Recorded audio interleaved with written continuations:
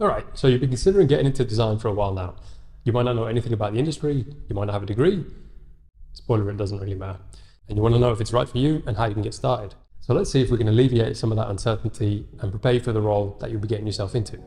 This is how, with no experience, you can get that user interface or user experience design position.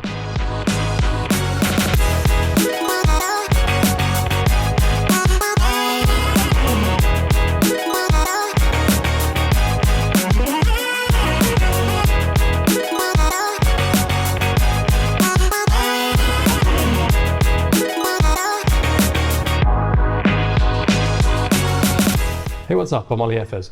Okay, so today I wanted to talk about how you can start your career in the design industry without any experience, and that it might even be easier than you think. But first, I put out a video discussing how you can approach user experience design in 5 simple steps. So if you're in that position and you've already started your career as a user interface or user experience designer, you can go ahead and check that one out at the end of this video. I put a link down in the description to it. As a small side note, when I finished my university degree, it was in design, and I thought that I would walk straight into a job.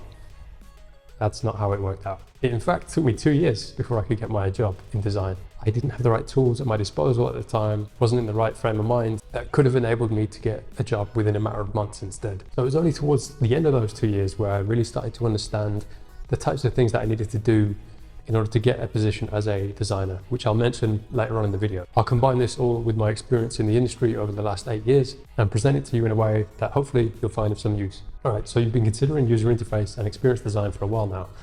Let me just say this. I believe it's actually good to start off as a generalist in the beginning because it teaches you the skills across both professions and it enables you to understand and empathize with people that you'll be working with in the future if you do end up specializing.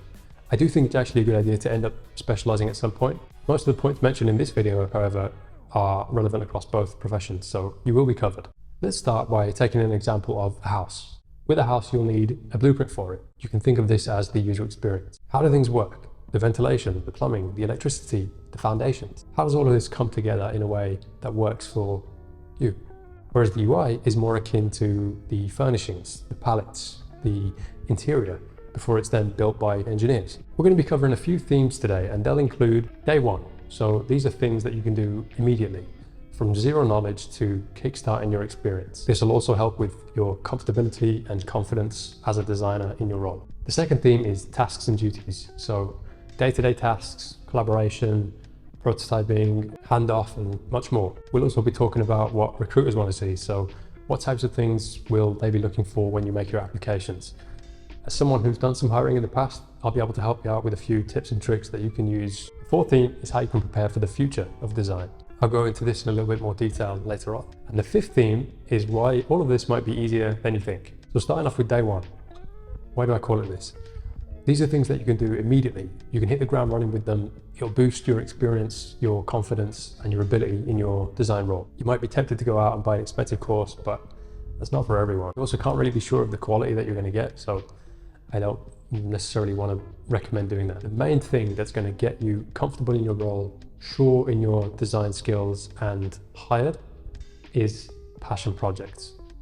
Passion projects are the number one thing that I could recommend to anyone. You can fill your portfolio with them when you're making your applications. It shows some initiative, your proactivity to actually test your skills, to put them into practice. And if you're competing with other people who also don't have any experience, that will make you stand out ahead of the crowd. Now that doesn't mean you have to go out and find a client. You can take an idea that already exists, an online clothing store, for example, and start framing your mindset around some of the things that users want to do when they visit the store. So probably buy a cap or a t-shirt or an NFT shirt, but that's a whole different kettle of fish. So mapping out users' journeys when they visit the site. What steps do they take? What pain points do they encounter along the way? What questions do they have? What would an optimal flow look like? An example might be Bob opens up Google search and he searches caps for web designers. It's a niche trend, but let me tell you, it exists. He then, by the grace of Google, clicks your site link and up pops what? What's the first thing that Bob wants to see? Maybe caps for his incredibly specific niche.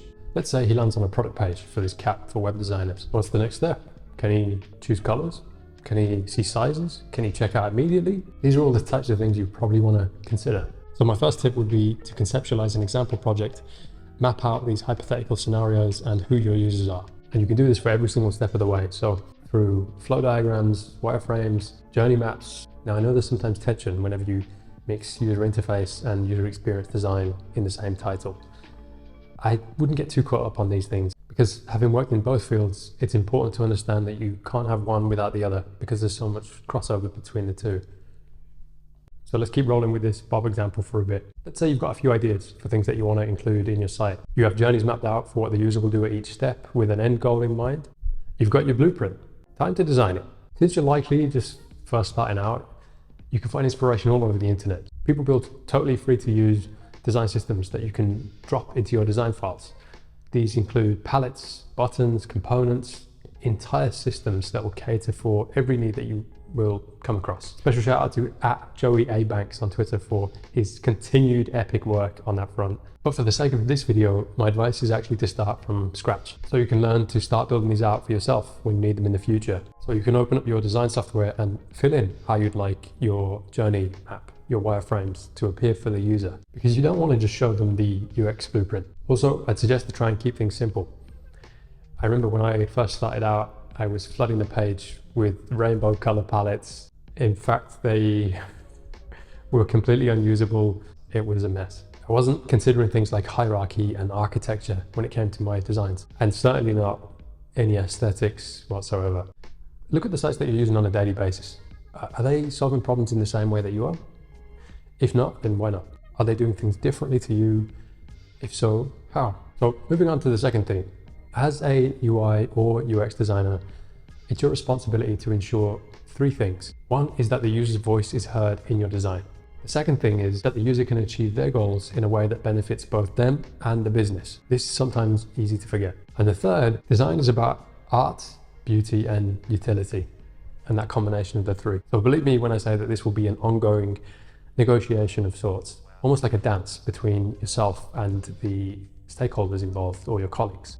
Just try to focus on the fact that it will arise eventually and that you'll be ready to encounter it when you do. So the thing that I wish I'd learned earlier on, which sounds pretty obvious actually, but it can be easily forgotten, is that every department has their own needs. So you've got management who needs to keep the business afloat by ensuring a consistent profit. You've got the product team who, for the most part, are trying to ensure the first 2 points that I mentioned for your role, about benefiting both the user and the business. But this can sometimes wobble depending on the push from different directions. And then there's engineers who are responsible for implementing the designs that you're working on. If you're in a good team, you'll be constantly going back and forth, collaborating, approaching them for feedback, and vice versa. Just keep in mind that things can and will change over time, from scope to budgets, even people. So in the video I did about 5 steps for UX designers, which I've linked in the description, you can see some ways to navigate those rough waters when they arise. When it comes to the daily tasks that will be required of you in your role,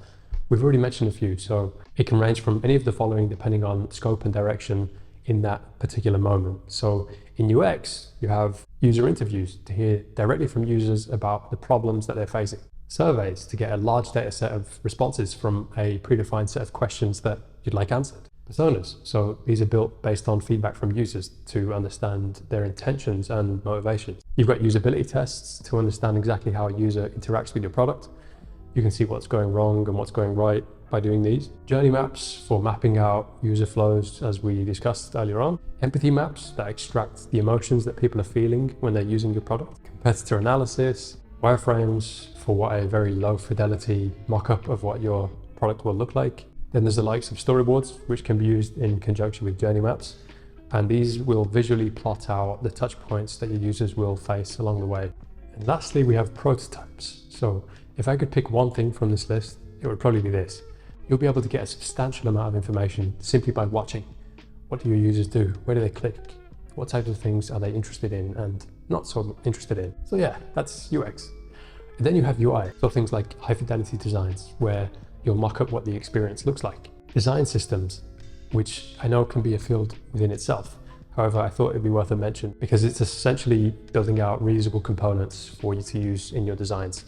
And not every company has a dedicated design systems team or individuals So you'll likely be doing that yourself from time to time. You've also got micro interactions and animations. So again, this can be a separate field, but I wanted to also give it a mention because if you want to add that extra layer of delight to the user's experience, this is a good place to start. There's obviously branding and graphics, so the stylistic choices in which you make for the designs, color palettes, etc. for components, buttons, the entire design system essentially. And I also like to add implementation and quality assurance, which is sometimes, again, overlooked, but it's an essential step to ensure what you're designing is actually being built. There are QA teams that do this, but you also want to ensure from a design perspective that it's accurate to what you've designed.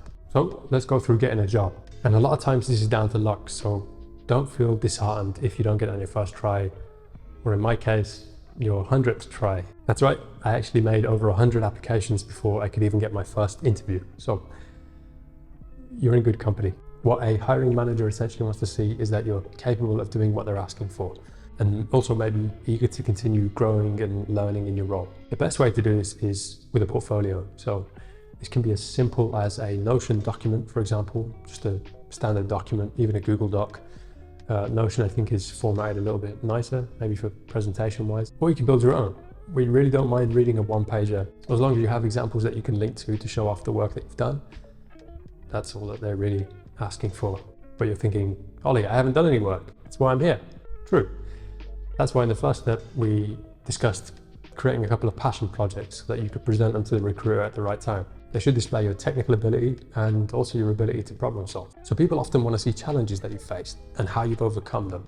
And there'll be things that you haven't solved for sure. So going back to Bob's checkout flow for a second, what if he wants to pay in cryptocurrency, for example? You can explain some things as a result of not solving those problems and how you'll do things differently next time. Okay, so from what I've seen, most people arbitrarily put in a year in their titles of these videos on YouTube. I didn't really want to do that because I think the field of design is going to change so dramatically over the next few years, and I'll explain why. I started designing around 8 or 9 years ago when mobile apps were starting to pop off, and that was fascinating, but people hadn't really started to jump into the field yet. It hadn't matured enough. Now you can do things with the likes of AI, virtual or augmented reality that will completely change how we interact as a design industry. If you're interested more on this topic, I've got an entire video on the impact of AI in design, which I've linked down in the description. The reason that I'm highlighting this is because if you want to stay ahead of the curve, I think it's important to start researching and experimenting from now, because it's going to be useful to think about how will people's mental models adapt as their interfaces do. And by that I mean, right now, so you go online and you click a few buttons, you find a store, click a few more buttons, and the next day there's a parcel at your door delivered by a human. That's a current mental model for how online purchasing works. So what if in the future, bear with me for a second, you put in contact lenses, and when you look in the mirror, you can see yourself in clothes from the store. So no more guessing, or no more actually visiting physical shops. Maybe you blink a couple times and within 10 minutes a drone has delivered your parcel through your window. Bit invasive, but you get the idea. If I was starting out fresh right now, I'd certainly be using conventional approaches and methods for sure, but in my spare time I'd be exploring some alternative upcoming ideas that may surface in the future, so that when the time comes I could transition into a role that requires this without too much friction. Okay, so a lot of the pressures about getting into the design industry are probably compounded by the fact that it might be your first job. But getting that job right now could be easier than you think, because the tech industry right now is bigger than it's ever been, and the demand in our area is huge. But that's not why I think it's easier. Right now, the tooling and the onboarding from the likes of YouTube, the NN Group, the Nelson Norman Group, and Dribble, to name a few, along with the free resources, are of such high quality and will likely offer you similar, or if not more than what Adobe could offer you. So combine that with the points that we've discussed in this video, and you should be able to bag yourself that user experience or user interface design role in no time. Okay, so I know I covered a lot in this video. You might want to go back and watch some segments a couple times if you felt that was too quick. And that, in combination with the video that I put out for UX designers to get started in 5 steps, should hopefully make you feel a little bit more equipped in yourself and in your ability to get a role in the design industry without any experience. So if you enjoyed this content, you can give it a like, or you can subscribe to the channel. For more of this content, you can follow me on Twitter @FSopoulos. And I wanted to say a big thanks for watching, and I'll see you in the next one.